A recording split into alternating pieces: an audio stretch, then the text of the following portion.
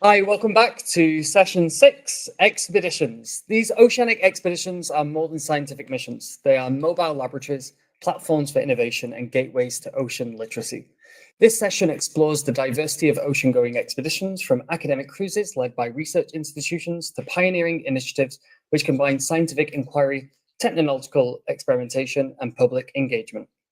So together we will highlight how this expedition can collect critical data, especially in undersampled areas.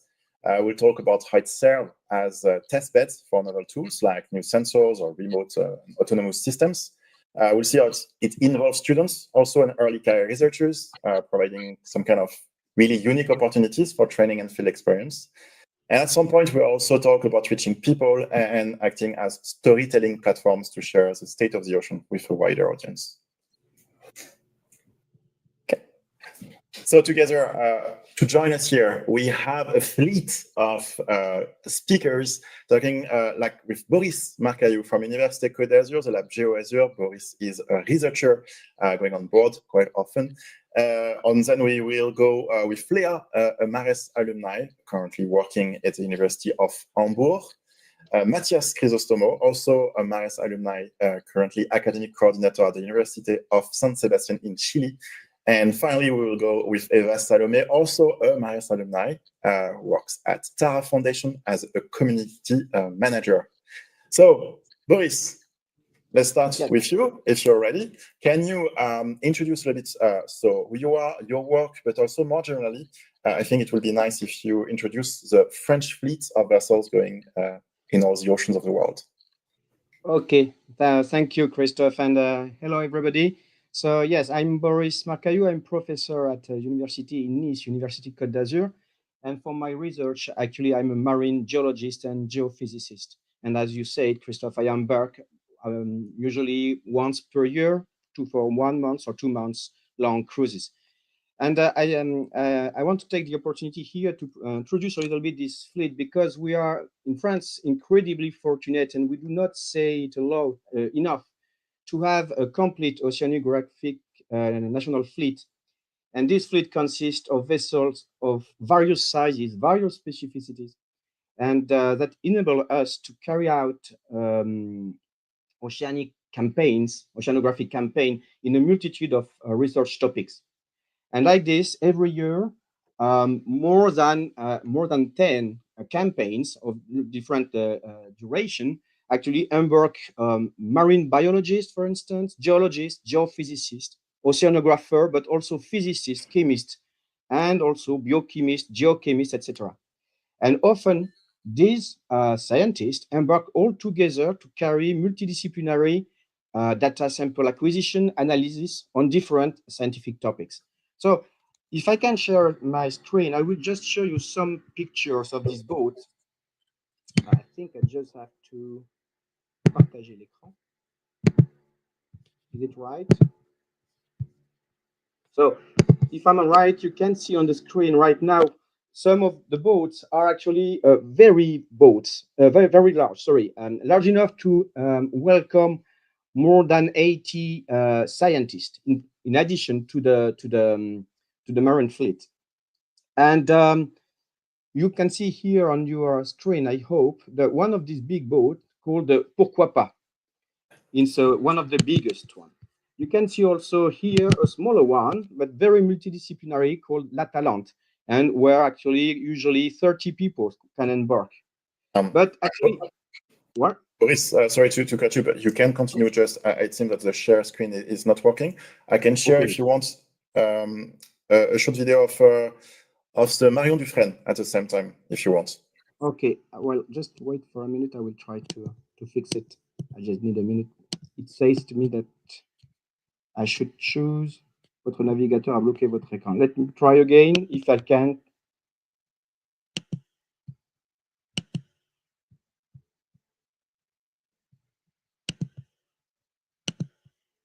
Sorry, Boris. It seems we can't proceed. Yeah. I propose you continue with all the yeah, I will continue. It's not very important. And at the same time, so we also need much smaller boats, because some of the studies are actually done, carried out in very shallow water, like for instance, paleoenvironmental studies in lagoons or near the coast. So that's the most important thing I wanted to mention today, that actually a complete fleet needs at the same time very big boats, like you can see this one, yes, was probably the Pourquoi pas, I guess. And also It's a very Marion small. Dufresne. C'est Marion Dufresne. Okay, I can see it. Okay, yeah, now it's obvious. It's Marion Dufresne. So just I will finish in 1 minute. For my part, I'm very interested in everything that consists in imaging the plate interior, the crust interior. Actually, in my lab, we study the evolution, the tectonic evolution of convergence plate, for instance, and all the risk or hazard that are associated with this ground motion, volcanology, seismology, and also hydrology crisis, etc. So usually we embark to acquire imagery data and to collect mud or rocks sample on which we study the Earth's evolution. Okay, thank you, Boris. So it's really interesting because on a boat you may have some disciplinary, but also sometimes interdisciplinary campaigns, because it's also very expensive to go on boats. But I'm sure we can talk about that during the questions. Sure. Actually, the image we were sharing just before, it's a mission where we flare. I guess we can talk about that in some moments. Maybe we can go to you, Leah, as a transition. Because sometimes these vessels, they have to go in places where it's quite cold. We have a session 12, which is especially on studying polar ecosystems, and we're going to talk about that. But with you, Leah, you're part of this expedition session because you're actually working on how the ice breaks. So if you have a boat and you want to go in this place, we need to know that.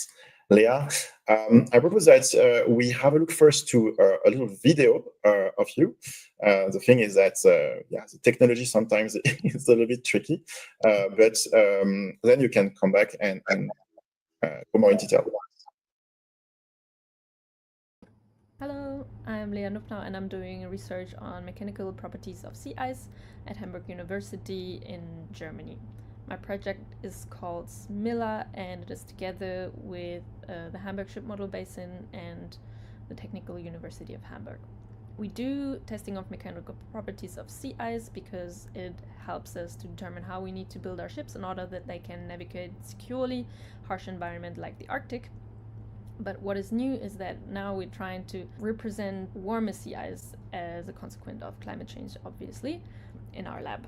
Once we do that, we can then do some more testing of its mechanical properties to then upscale our results to the real world and build the next generation of ice-going ships in a way that can be secure and adapted to changing climate conditions. They will be more efficient in warm sea ice and have less greenhouse gas emissions. That's very inspiring, Leah. So if you want to go a little more in detail, the floor is yours. Thank you for the invitation and hi to everyone. So essentially the idea is that we do have climate change and it actually affects all parts of the world, but specifically also Arctic or polar regions. We're interested to know more about these regions because we know that in the future more and more ships will go there, and right now they're not built for efficiency in warm ice. They're more built for efficiency in cold ice, but we say that warm ice, which we will have in the future, is kind of softer, but we're not sure if like how the boat is then reacting when going through the softer ice, and that's why we want to know how exactly the ice is responding to forces that we apply in the laboratory. It's behind me, like I said, we can not see it right now just from the outside. So that in the future we will build ships that are adapted to this environment because there will be more ships, but we want to make sure that they are as climate friendly as possible and as efficient as possible when they go there, for example, when they do shipping or scientific cruises. I'm also very excited about the Polarstern, which is currently built. And I hope, I don't know if we're going to be on time with our information for building this ship because it's already going. But for future research vessels going to the Arctic, I think it can be also very helpful. Okay, so we are not only here talking about vessels for scientific expeditions, I guess. We are talking about also, I don't know, maybe container ship passing through the North route. Yes, I think that will be one of the main target for my kind of research. That can be containers, but there is also, Arctic cruises happening. For example, the Commandant Charcot, which was built. I think we will see more of these, even though the Arctic is shrinking, but that creates kind of this excitement effect about the disappearing climate system, ecosystem. But I think it will be mostly transport because the route across the North Pole is a lot shorter than going around all of Asia and Africa and these kind of things. So your work is it's a lot in the lab. So you reconstruct the system with ice and boat and water. And what do you measure? So what I do right now is I have this container that is like an aquarium without fish, and we put it into a giant fridge. I mean, yeah, we make it very cold, like minus 22 degrees. And then we apply forces. So we do a beam exercise, as you say, a cantilever beam. It's from mechanical engineering. So you cut out a rectangle on 3 sides, you push on the middle, and then you can measure using some instruments how much force is used until it actually breaks. So what you can see is that it creates kind of this curve until you apply the pressure, and then it suddenly breaks, and then you can measure at what point it breaks. So with what you say and all the equations behind you, so does it mean that it's a lot of physics behind that? Yes. So I come from a physical oceanography background, but now we're doing this interdisciplinary research also together with a lot of engineering. Yes. Thank you, Leah. Okay, so maybe we can go to Eva. Yes, sure. Hi, could you tell us a little bit about your background and your research with the Tara Foundation? Yes, of course. Thank you again for welcoming us today. So my name is Eva Salome, and I'm working for the Tara Ocean Foundation. Before doing the master at the MARES, I had more like a business background. I've been doing an internship for beach cleaning and then also in shipping, to transport with ship.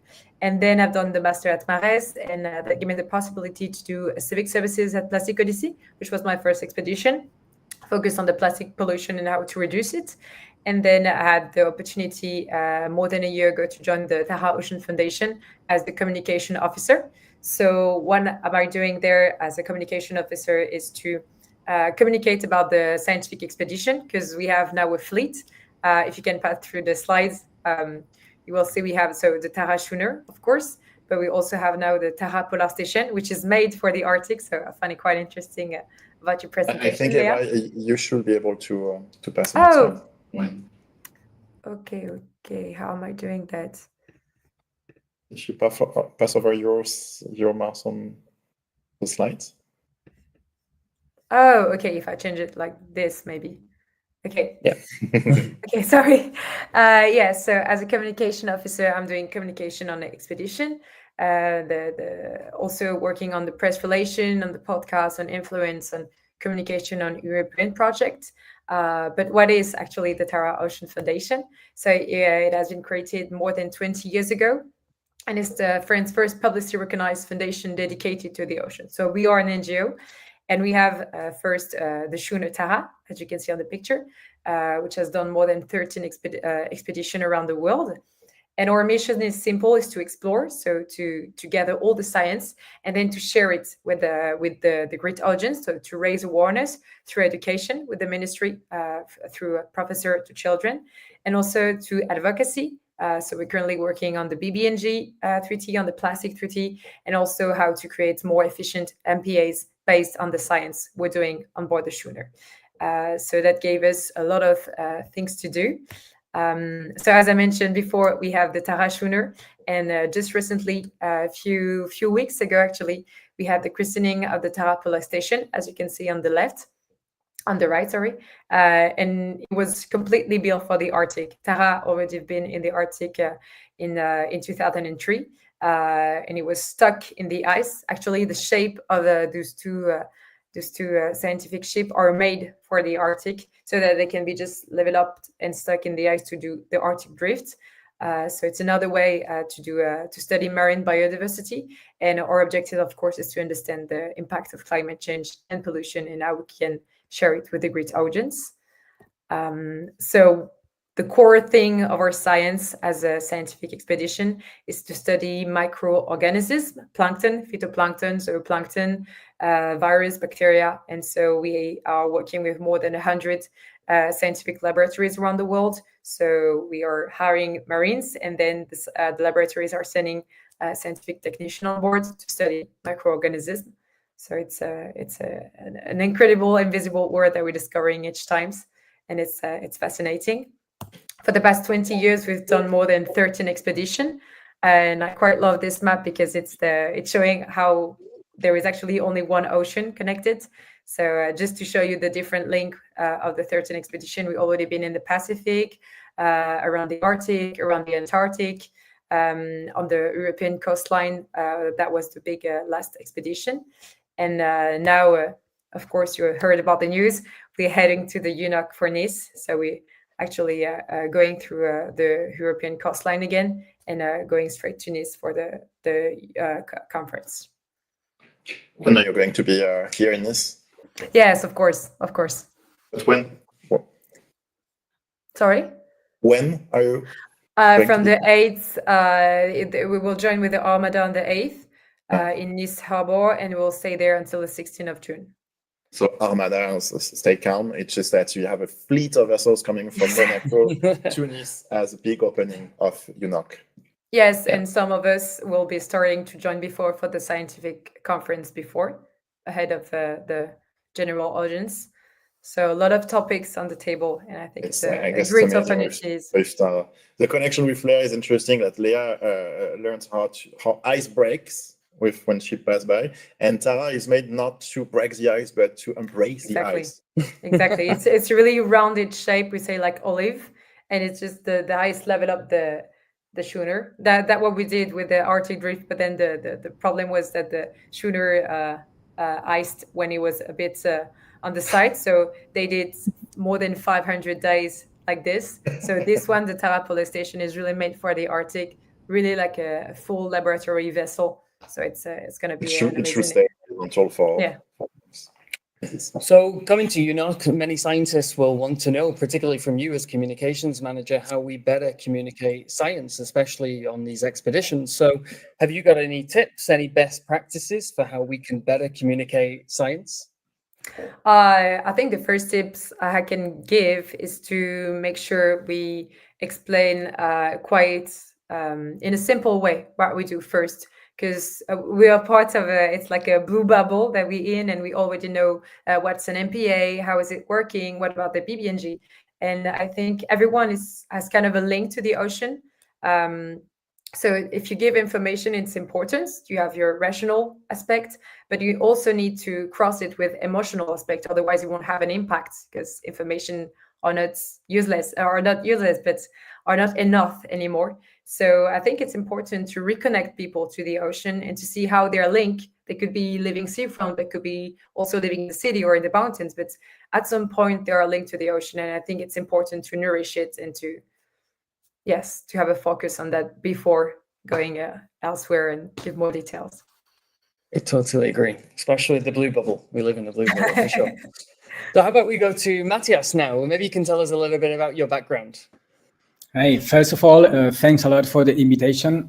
I'm glad to be here with my dear MarWorld colleagues. My background, I study here in Chile. I'm from Chile. I'm currently working here. I study engineering in expeditions and ecotourism, which is an undergrad program in that I'm nowadays working as well.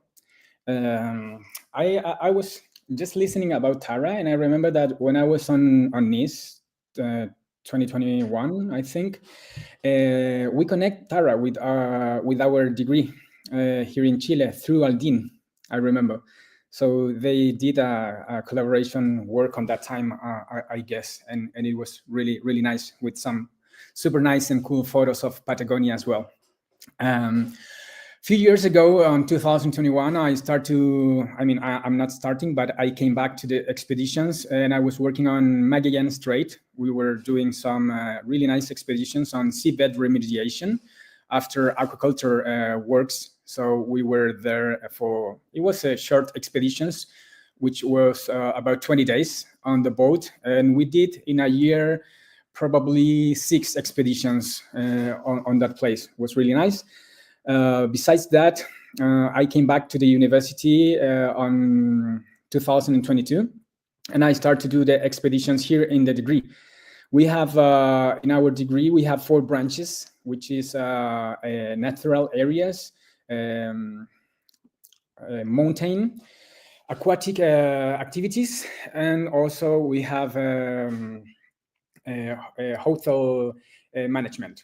So I'm in charge of the branch about aquatic activities. So we are doing in a year probably like 4 to 5 expeditions on different fields. As you can see on the video, that's our boat from the university. We have a Veneto 57 in which we are doing our expeditions. That part we recorded on the North Patagonia, close to Chiloé Island. And that's the place that we are doing our expeditions every year. And we are, besides to encourage our students to take this course and to form them as expeditionaries for Chile and for the world, we also are doing some scientific expeditions. For example, a few weeks ago, the Centinela, which is the name of our boat, went to Juan Fernandez, which is an island in the front of Chile, to collect some microplastic samples and to start to research about it. Also, we are doing another kind of expeditions that are not explicitly scientific, but we are going to island, like remote island in the south of the country, to connect people. We have a lot of islands that are so far away from the main cities. So they take, for example, if you want to go to the main city, it's going to take you 1.5 days to go there.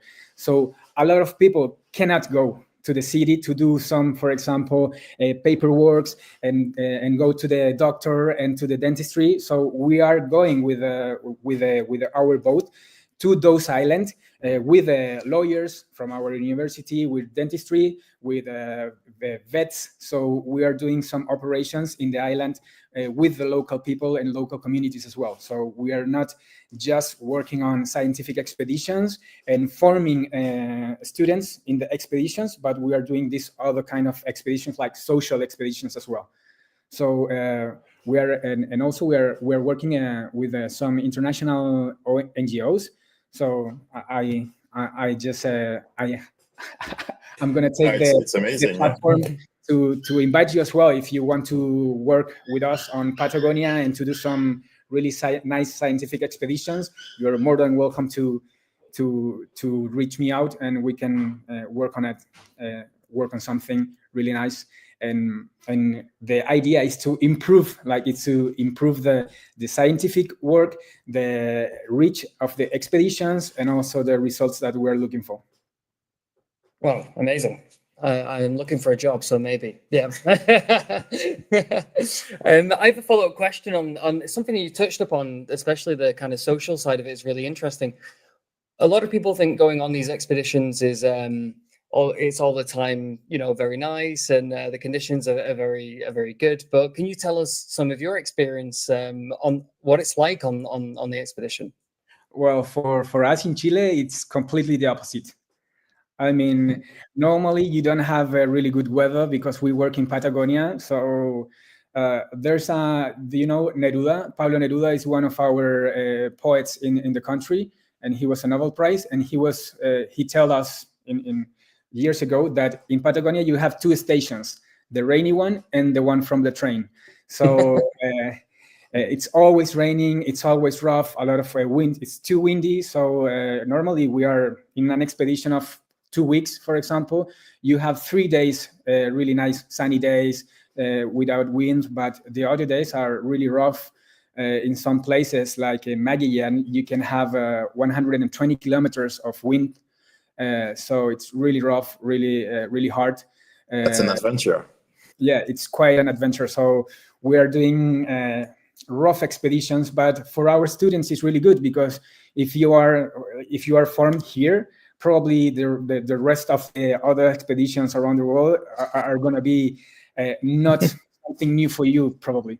So it's really nice in that way. Maybe going back to Boris, maybe on I know how many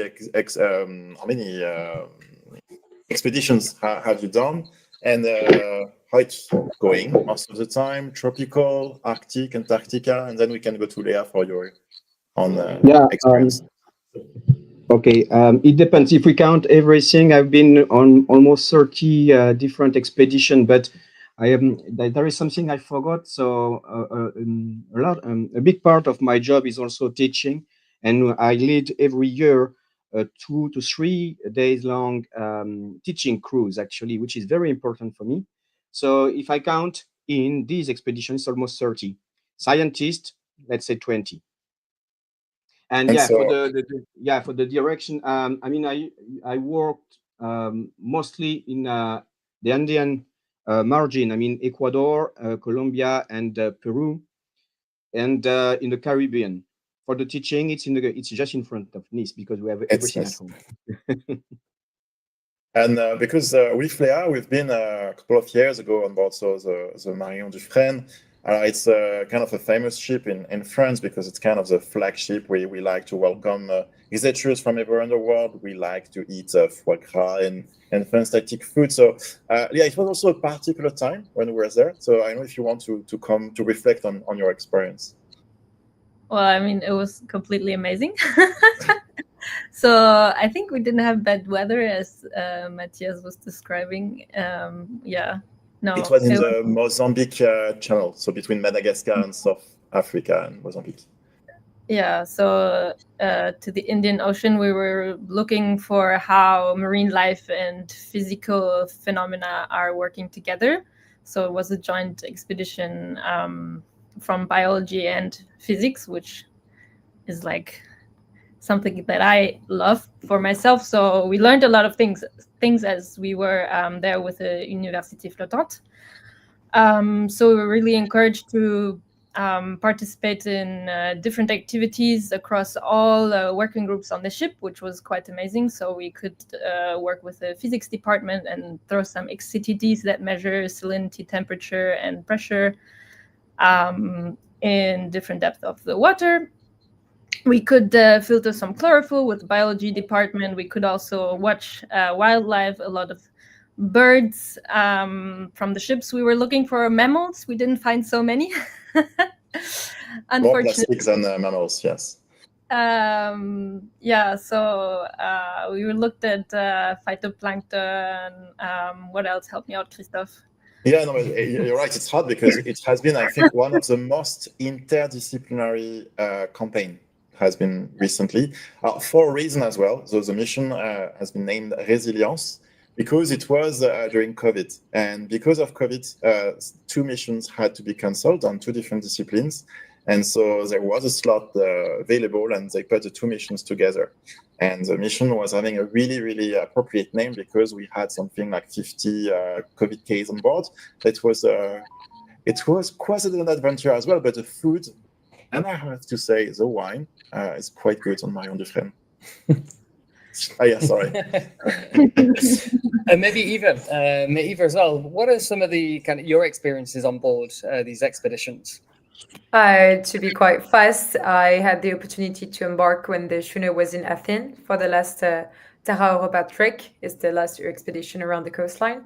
And it's nice, but it's quite intense. It's a bit different size of ship, and it's also a collective. So whether you're a marines or a scientist or me, for example, going on board, everyone is sharing tasks. So that's why it's intense, because we're just living as a community. So you could be helping the scientists, but you're also going to help the marines to do something outside with the sails, and you're also going to help the cook. So you're really immersed in the expedition, but it's an amazing adventure, and I'm quite lucky It's to true be there. It's true that on Tara, the personal spaces are quite small, and Exactly.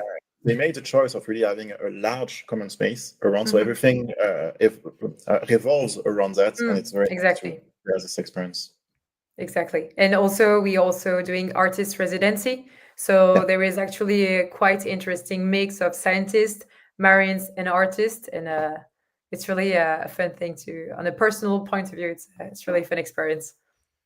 It's very interesting that, Boris, you mentioned research, but you also mentioned education.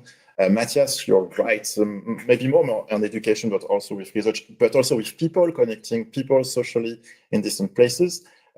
Eva also, of course, with Tara. So you have really connected that different spheres together. We're arriving at the end of the time. So we'll propose you in something like just 30 seconds to give a kind of a take-home message for the audience. We can start with you, Boris, going to Matthias then. I just, if I have had to insist on something, I just want to say that it's an incredible chance for us to have access to these field gears like a boat and everything, and we definitely need to have them in the future. Even so, it costs a lot. It's a very important to ocean to be able to study them in various ways. Yeah, thank you, Boris. Matthias and Leah. Yeah, I would like to encourage people to get closer to this field area, which are expeditions in the ocean. I think they are really important for the future of our countries and for our world. And as Boris says, it's about to access to maybe territories and places that you are not normally going there.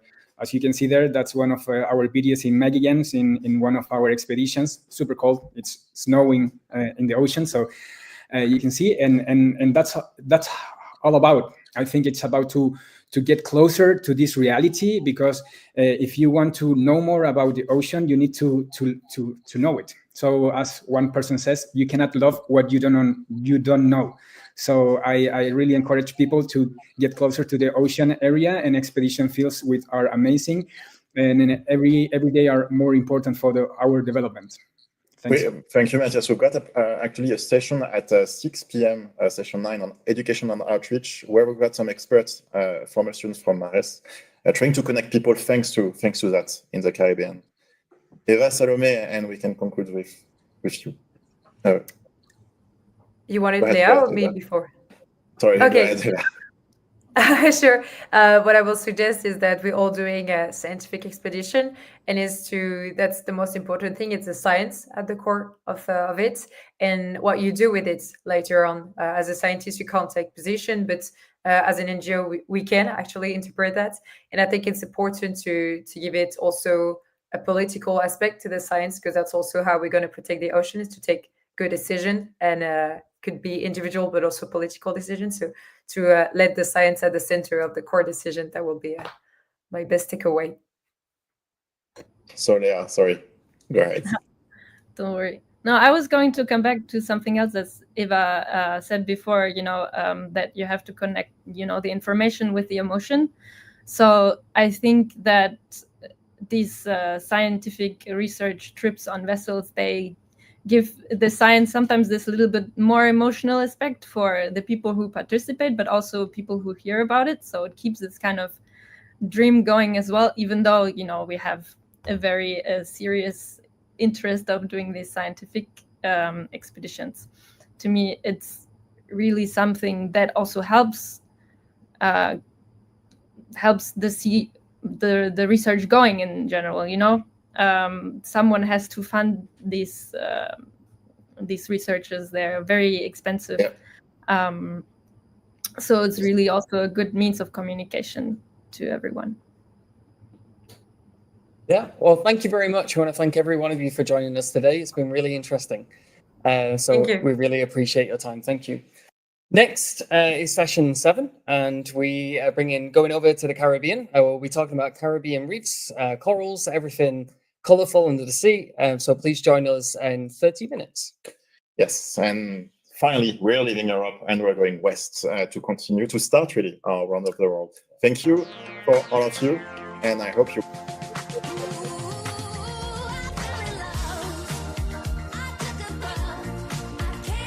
Bye.